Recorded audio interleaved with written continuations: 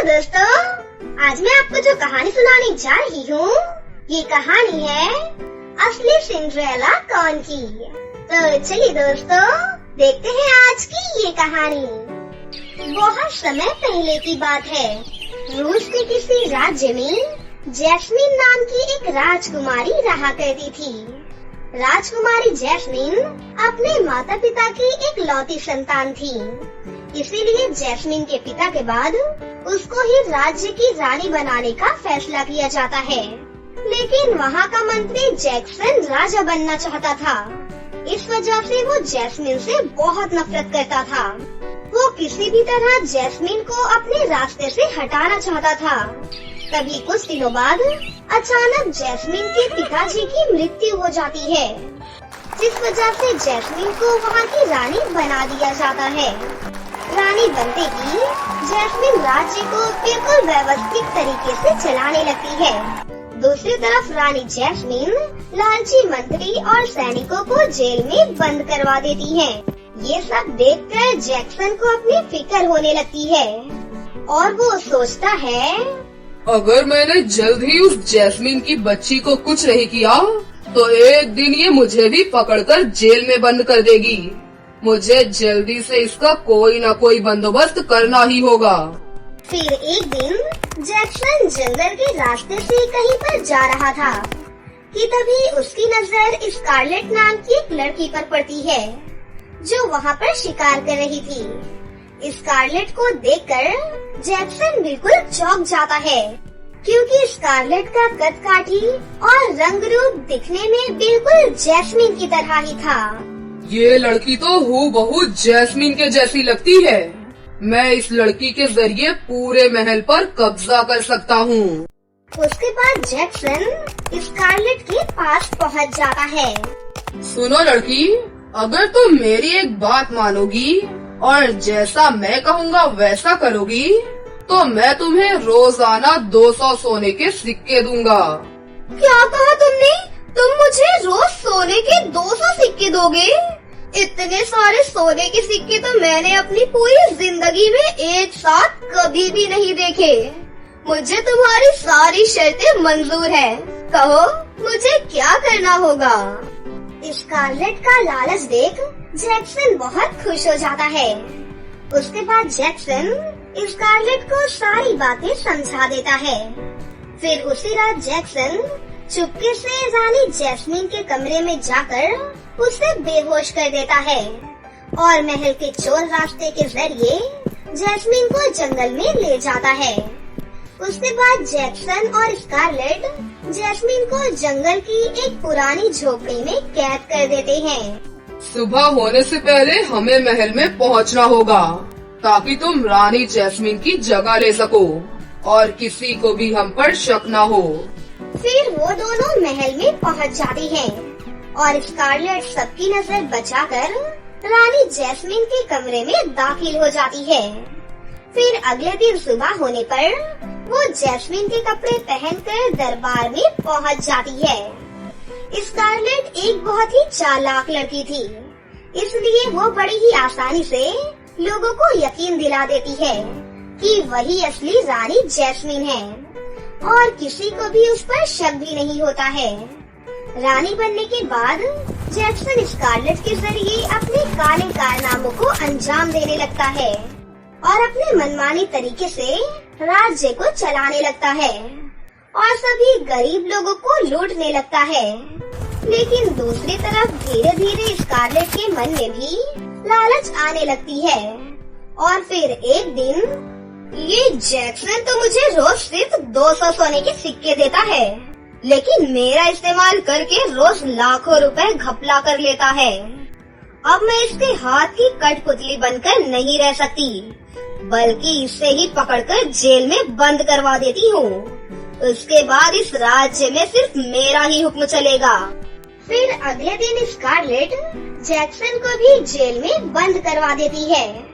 Scarlett से मिले इस धोखे से जैक्सन बौखला जाता है, लेकिन वो कुछ भी नहीं कर सकता था। और वहीं दूसरी तरफ जंगल में झोपड़ी के अंदर कैद जैस्मिन बाहर निकलने की बहुत कोशिश करती है, लेकिन जंजीरों से बंधी होने की वजह से वो बेचारी बाहर नहीं निकल पाती। फिर एक दिन जैस्मिन दुखी होकर बहुत रो रही थी कि तभी वहाँ से गुजर रही एक परी उसके रोने की आवाज सुन लेती है। लगता है इस झोपड़ी के अंदर कोई लड़की कैद है, मुझे अंदर जाकर देखना चाहिए। फिर वो परी घर का दरवाजा तोड़कर अंदर दाखिल हो जाती है। अपने सामने परी को देखते ही जैस्मिन राहत की सांस लेती है और रोते हुए परी को अपने बारे में सब कुछ बता देती है। जैस्मिन की कहानी सुनकर परी को उस पर बहुत तरस आता है और फिर अपने जादू से परी उसे आजाद कर देती है। फिर वो उसे लेकर महल में पहुंच जाती है। अचानक जैस्मिन को देखकर स्कारलेट के तो होश ही उड़ जाते हैं। साथ ही वहाँ मौजूद सभी लोग ये नजारा हैरानी से देखने लगते हैं। ये एक चालबाज लड़की है जो इस मासूम जैस्मिन को कैद करके तुम्हारी रानी बन गई है। तुम सबको धोखा दे रही है ये। नहीं, ये सब कुछ झूठ है। मैं ही तुम सबकी असली रानी हूँ। ठीक है, इस बात का फैसला अभी हो जाएगा। उसके बाद परी जैस्मिन और स्कारलेट को लेकर महल के पिछले वाले हिस्से में पहुंच जाती है, जहां पर एक आग का कुआं था। ये आग का एक जादुई कुआं है। ये कुआं राज परिवार के लोगों को कभी भी कोई नुकसान नहीं पहुंचाता। ऐसी परिस्थिति से निपटने के लिए कई सालों पहले इस कुएं का निर्माण किया गया था। अब तुम दोनों एक एक कर इस कुएं के अंदर उतरो। तुम में से जो भी असली रानी जैस्मिन होगी वो इस कुएं की आग में नहीं जलेगी और जो भी नकली होगी वो जलकर राख हो जाएगी। ये सुनकर स्कारलेट बहुत घबरा जाती है। चल लड़की, सबसे पहले तू इस कुएं के अंदर उतर। इतना कहकर परी स्कारलेट का हाथ पकड़ लेती है। तभी स्कारलेट परी से कहती है, नहीं, मुझे छोड़ दो, मैं मरना नहीं चाहती। मैं लालच में आ गई थी, मुझे माफ कर दो। मैं असली रानी नहीं हूँ, मैं तो स्कारलेट हूँ, एक आम लड़की। इस तरह स्कारलेट सब कुछ कबूल कर लेती है। उसके बाद सिपाही स्कारलेट को पकड़कर जैक्सन के साथ ही जेल में बंद कर देते हैं। फिर सभी लोग रानी जैस्मिन को सिंहासन पर बैठा देते हैं। इस तरह से जैस्मिन को न्याय मिल जाता है और वो फिर से रानी बनकर हंसी खुशी से अपनी जिंदगी जीने लगती है। बहुत समय पहले की बात है। अमेरिका में एक खूबसूरत साम्राज्य था, जहाँ पर एक राजा रहता था। राजा अपने राजकाज से बहुत खुश था।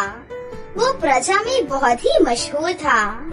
सभी लोग राजा को बहुत प्यार करते थे, लेकिन एक बात उसके खुशनुमा मिजाज को खराब कर देती थी कि वो अपनी बेटी रपुंजल के लायक राजकुमार कैसे ढूंढे। राजकुमारी रपुंजल अपनी खूबसूरती के लिए बहुत मशहूर थी। उसकी हिरनी जैसी आँखें, उसकी खिलखिलाती हंसी, ऐसे जैसे मानो सभी कलियां खिल गई हो। वो जितनी खूबसूरत थी उतनी ही समझदार भी थी। रपुंजल को कविताएं लिखने का बहुत शौक था। बड़े से बड़े कवियों की कविताएं उससे बेहतर कोई भी नहीं बोल सकता था। रपुंजल, मेरी बेटी, तुम बहुत ही गुणवान हो। मैं तुम्हारे लायक राजकुमार कहाँ से ढूंढ कर लाऊंगा, ये सोचकर मेरा दिल बैठ जाता है बेटी। पिताजी, आप चिंता मत करिए। ऊपर वाले ने जरूर मेरे लिए किसी खास इंसान को बनाया होगा। बस मुझे उसे ढूंढने की देरी है। आखिर वो खास इंसान कहाँ मिलेगा मेरे मर जाने के बाद? पिताजी, आप ऐसी बातें क्यों कर रही हैं? ठीक है, मैं आपकी बात मानने के लिए तैयार हूँ, पर मेरी एक शर्त है। अगले दिन राजा ने सभा बुलाई, जिसमें दूर दूर से लोग रपुंजल से विवाह करने की इच्छा से आए थे। लेकिन उस सभा में रपुंजल खुद नहीं आई, बल्कि उसका मंत्री एक पत्र लेकर आया। सुनो सुनो सुनो, जो कोई भी नीला गुलाब ढूंढ कर ले आएगा, राजकुमारी रपुंजल उसी से विवाह करेंगी। ये सुनकर सभा में उपस्थित सभी लोग चौंक गए। कुछ लोगों को लगा कि राजकुमारी रपुंजल की शर्त बहुत ही अजीब है, क्योंकि नीला गुलाब मिलना असंभव है। वहीं उनमें से कुछ लोगों ने इस शर्त को पूरा करने की कोशिश की और नीले गुलाब की तलाश में निकल गए। उन्हीं में से एक राजकुमार था जिसका नाम भैरव था। वो शर्त को पूरा करने के लिए राज्य की सबसे बड़ी फूल की दुकान में गया और उसने दुकानदार से बोला, मुझे एक नीला गुलाब चाहिए जिसकी कीमत चाहे कुछ भी हो। माफ कीजिएगा, मेरे पास नीला गुलाब नहीं है और न ही मैंने आज तक नीले गुलाब को कभी भी देखा है। मेरे पास बाकी सभी रंगों के गुलाब हैं, लाल, सफेद, हरे, पीले, सब। आपको इसमें से कोई भी चाहिए तो आप ले सकते हैं। नहीं, मुझे नीला गुलाब ही चाहिए और वो मुझे हर हाल में चाहिए। तुम कहीं से भी लेकर आओ, मुझे 2 दिन के अंदर ही वो गुलाब चाहिए। मैं फिर आऊंगा और अगर मुझे नीला गुलाब नहीं मिला तो मैं तुम्हें जेल में बंद करवा दूंगा। ये सुनकर वो दुकानदार बहुत ही ज्यादा डर गया। उससे कुछ भी समझ ही नहीं आ रहा था कि आखिर नीला गुलाब वो कहाँ से लेकर आए। तभी उसके दिमाग में एक बढ़िया तरकीब आई और फिर उसने सफेद गुलाब को नीले रंग में रंग दिया। 2 दिन बाद जब राजकुमार भैरव गुलाब लेने दुकान पर आया तो उस दुकानदार ने बड़े ही गर्व से उसके सामने वो नीला गुलाब रख दिया। ये हुई ना बात, बहुत खूब। और फिर राजकुमार भैरव उस गुलाब को लेकर राजकुमारी रपुंजल के पास आता है। फिर राजकुमारी उस गुलाब को उठाकर देखने लगती है। नहीं, ये तो सफेद गुलाब है। इसे किसी बहुत ही जहरीले डाई में डुबाकर नीला किया गया है। अगर कोई प्यारी सी तितली इस गुलाब पर बैठी तो वो मर जाएगी। वापस रख लो इसे। मुझे डाई किए हुए गुलाब नहीं चाहिए और ना ही झूठ बोलने वाला पति। दफा हो जाओ यहाँ से। राजकुमार भैरव ने शर्म से अपना सर नीचे झुकाया और महल से चला गया। और भी बहुत सारे लोगों ने भी नीले गुलाब के लिए बहुत सारे हथकंडे अपनाए और कुछ लोग तो दुनिया के दूसरे कोने तक उसकी तलाश में निकल गए। तो कुछ लोगों ने जादूगरों और ज्योतिषों की मदद ली। आखिरकार सभी लोग नीला गुलाब ढूंढने में असफल रहे। आखिरकार जब कोई भी नीला गुलाब नहीं ढूंढ पाया तब एक जोहरी ने खूबसूरत नीलम से गुलाब बनाया और हाथ में लेकर राजकुमारी रपुंजल के पास गया। राजकुमारी, मैं आपके लिए ये नीला गुलाब लेकर आया हूँ। और फिर राजकुमारी उस कीमती गुलाब को अपने हाथ में उठाकर देखने लगी। देखिए, ये तो गुलाब है ही नहीं, ये तो नीलम है। मुझे कीमती चीजों की कोई जरूरत नहीं है। निकल जाओ यहाँ से। वो जोहरी शर्मिंदा होकर सर झुकाए वहाँ से वापस आ जाता है। कई महीने बीत जाते हैं और अब कोई भी नीला गुलाब ढूंढने की कोशिश नहीं करता है। एक बार राजकुमारी रपुंजल जंगलों में घूम रही थी, लेकिन घूमते घूमते वो जंगलों में काफी दूर चली जाती है। तभी उसे अचानक से शेर की दहाड़ने की आवाज सुनाई देती है। हे ऊपर वाले, ये तो शेर की आवाज है। अब मैं क्या करूं? रपुंजल कुछ सोच पाती कि तभी शेर उसके सामने आ जाता है और रपुंजल बहुत डर जाती है और वो भागने लगती है। तभी अचानक वो किसी युवक से टकरा जाती है। फिर वो युवक आंखें बंद करके कोई मंत्र पढ़ता है। शांत हो जाओ जंगल के राजा, वापस चले जाओ, वापस जाओ। उस युवक के इतना बोलते ही शेर बिल्कुल शांत होकर वहाँ से वापस चला जाता है। ये देखकर रपुंजल को बहुत ही आश्चर्य होता है और वो बोलती है, तुम कौन हो? तुम हमारे राज्य के तो नहीं मालूम होते और तुमने शेर को कैसे सम्मोहित किया? तुम्हारी बात सुनकर शेर वापस कैसे चला गया? वो युवक रपुंजल की तरफ देखते हुए मुस्कुराकर बोलता है, मैं ढोलकपुर का राजकुमार इंद्र हूँ और मैं यहाँ अपने नीले गुलाब को लेने आया हूँ। नीला गुलाब? आप नीला गुलाब क्यों ढूंढ रहे हैं?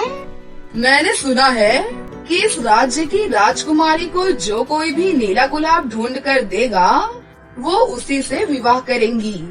तो बस फिर क्या था, मैं भी आ गया अपनी किस्मत आजमाने। तो फिर क्या लगता है आपको, आप नीला गुलाब ढूंढने में सफल होंगे या नहीं? क्योंकि इस कार्य को आज तक कोई भी नहीं कर पाया। कोई काम भी ऐसा नहीं बना है जो इंद्र से ना हो पाए। वाह, क्या बात है! बातें तो बड़ी अच्छी कर लेते हो। देखते हैं नीला गुलाब आप ढूंढ पाते हैं या नहीं। अजी, नीला गुलाब तो मेरे सामने ही खड़ी है। ये आपकी नीली नीली आंखें, गुलाबी गाल, आप तो अपने आप में खुद ही नीली गुलाब हो। आपसे बढ़कर कोई गुलाब हो ही नहीं सकता। आप ही हो नीला गुलाब। ये सुनकर राजकुमारी रपुंजल बहुत खुश होती हैं और उस युवक को अपने साथ अपने महल में लेकर आती हैं और अपने पिता को वो सारी बातें बता देती हैं। इंद्र बेटे, शर्त के मुताबिक तुमने नीला गुलाब ढूंढा है, क्योंकि मेरी बेटी ने प्रण लिया था जो उसे नीला गुलाब ढूंढ कर देगा उसी से उसका विवाह होगा। और आज तक इस पहेली को कोई भी सुलझा नहीं पाया, लेकिन तुमने उसे देखते ही पहचान लिया। ये तो बहुत खुशी की बात है महाराज। रपुंजल से विवाह करना मेरा सौभाग्य होगा, मुझे कोई ऐतराज नहीं है। और फिर बहुत ही धूमधाम से राजकुमारी रपुंजल और राजकुमार इंद्र का विवाह हो जाता है और वो दोनों हंसी खुशी से अपनी जिंदगी जीने लगते हैं। इस सुंदर सी लड़की का नाम मीरा है। मीरा को सजना संवरना बहुत पसंद है। मीरा जब शहर में पढ़ती थी तब उसने एक ब्यूटी पार्लर से ब्यूटिशियन का कोर्स किया था। अरे वाह मीरा, तुझे तो मेकअप का सब कुछ बहुत अच्छे से आता है। क्यों नहीं आएगा? मैंने ब्यूटिशियन का फुल कोर्स किया है। अरे वाह, तू कितनी सुंदर लग रही है। Oh thank you. और तुम्हें पता है, मेरा सपना है कि गांव में मैं एक ब्यूटी पार्लर की दुकान खोलूं। ये तो बहुत अच्छा है। तो तुम कब खोल रही हो अपनी ब्यूटी पार्लर की दुकान? शादी के बाद। तुझे तो पापा का पता है ना, वो तो पैसे भी नहीं देंगे। उनको तो ऐसा लगता है कि शादी ही सब कुछ है। वो कहते हैं ब्यूटी पार्लर डालकर क्या मुझे लड़की की कमाई खानी है? फिर कुछ दिनों बाद मीरा को देखने के लिए करण और उसका परिवार आता है। ये मेरी बेटी है मीरा, बीए किया हुआ है इसने। ये मेरा भतीजा करण है, बहुत पढ़ा लिखा है और सरकारी नौकरी भी है। अरे वाह, सरकारी नौकरी! और क्या चाहिए? सबका मुंह मीठा करवाइए। मीरा के पिताजी को सरकारी नौकरी वाले दामाद की ही खोज थी और करण को तो मीरा पहली ही नजर में बहुत पसंद आ गई थी, क्योंकि वो थी ही इतनी सुंदर। और 1 साल के बाद ही मीरा की शादी करण से हो गई। शादी के कुछ दिनों बाद ही मीरा ने करण को अपना सपना बताया। मेरा सपना है कि मैं एक ब्यूटी पार्लर की दुकान खोलूं। बहुत अच्छे, जरूर खोलेंगे। क्योंकि मीरा अक्सर ही ब्यूटी पार्लर की बातें करती थी, इसलिए करण बहुत ऊब चुका था। Beauty parlour. हाँ हाँ। फिर एक दिन मीरा बहुत ही भड़क गई। अरे मैं कितनी बार बोलूं आपको कि मुझे ब्यूटी पार्लर की दुकान खोलनी है। तुम्हें तो मेरी आर्थिक स्थिति पता है ना, ब्यूटी पार्लर के लिए पैसे कहाँ से आएंगे, बताओ मुझे। फिर मीरा सोचने लगी और वहाँ से अंदर कमरे में चली गई और अपने झुमके लेकर वहाँ से बाहर आई और बोली, ये है ना मेरे झुमके, ये किस काम में आएंगे? लेकिन ये तो तुम्हारे पापा ने दिए हैं ना। तो क्या हुआ, अगर समय पर मेरे काम नहीं आए तो इनका मूड ही क्या। आप इसे बेच कर आइए, फिर मैं ब्यूटी पार्लर खोल लूंगी, ठीक है? ठीक है। उसके बाद करण बाजार चला गया और उसने वो झुमके सुनार को बेच दिए और सारे के सारे पैसे मीरा के हाथ में रख दिए। मीरा पैसे देखकर बहुत खुश हुई। फिर अगले ही दिन मीरा ने बाजार से सारा ब्यूटी पार्लर का सामान खरीद लिया और कुछ ही दिनों में मीरा ने घर में ही ब्यूटी पार्लर खोल लिया। अब गांव की सभी औरतें मीरा के ब्यूटी पार्लर में ही आया करती थीं। मीरा अब बहुत खुश थी क्योंकि उसका ब्यूटी पार्लर बहुत अच्छा चल रहा था। उसकी आमदनी भी बहुत अच्छी थी। महीने के अंत में करण हिसाब किताब करने बैठ गया। इस महीने तुमने पूरे 30,000 रुपए का मुनाफा कमाया है। मैं नहीं कहती थी। हाँ, और अगर ऐसे ही चलता रहा तो जल्द ही हम बहुत अमीर बन जाएंगे। मीरा ने अपना ब्यूटी पार्लर का काम जारी रखा। ऐसे ही 1 साल बाद उसने एक दुकान खरीदी और उसने अपना ब्यूटी पार्लर खोला। देखते ही देखते मीरा का घर भी बड़ा हो चुका था। इस तरह मीरा ने ब्यूटी पार्लर चलाकर न सिर्फ अपना सपना पूरा किया बल्कि अपने पति की आर्थिक मदद भी की और उनका परिवार पहले से ज्यादा खुशहाल हो गया। तो दोस्तों, कैसी लगी आपको हमारी ये कहानी? अगर आपको हमारी कहानी अच्छी लगी हो तो इसे जरूर लाइक करें। साथ ही हमारे चैनल को सब्सक्राइब भी कर लें और बेल आइकन को दबाना ना भूलें। मिलते हैं अगली वीडियो में। धन्यवाद।